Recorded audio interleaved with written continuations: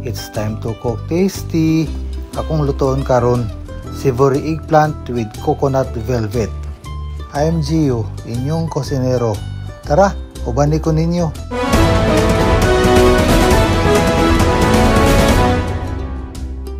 Ako lang nang gihiwa ang talong bali katulo na pauyon. Nya gihiwa dayon sa ginagmay. Ako na lang pong ipanghiwa ang mga lamas sama sa lunhaw o pula na atsal. Dayon ang sibuyas, ahos o ang kamatis. Ako nang sugdan sa paghikay sa pagbutag mantika sa karahay. Pagkainit sa mantika, gilunod na dayon ako ang hiniwa nga talong. Ako lang nang ukayon hantod muhumok og maluto na. Akong gitimplahan na lang sab sa asin og paminta na pino. Dayon giukay para musop ang timpla. Kay luto naman, ako sang ibalin sa lain nga sudlanan. Ibalik ra nato naglunod unya. Nagbutang na pud kog mantika sa karahay para panghisa sa atong mga lamas. Giuna nako paglunod ang ahos. Dayon ukay. Gisunod dayon ako paglunod ang sibuyas bombay dayon ukay.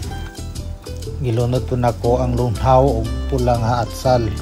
Dayon ukay. Kinatapusan ang kamatis. Dayon nato nang ukayon hantod muhumok og maluto. Ako nang gibalik paglunod ang ginsa nga talong.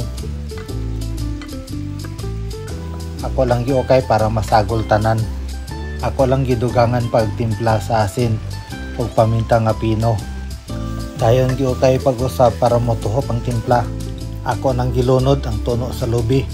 Mao nay mag-highlight sa atong giluto karon. Ako lang nang ukay-ukayon hantod maluto ang tuno sa lubi.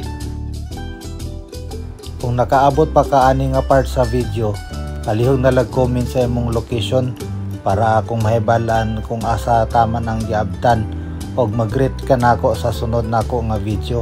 Palihog na lang pag-follow o pag-share. The food is ready. Mia oy!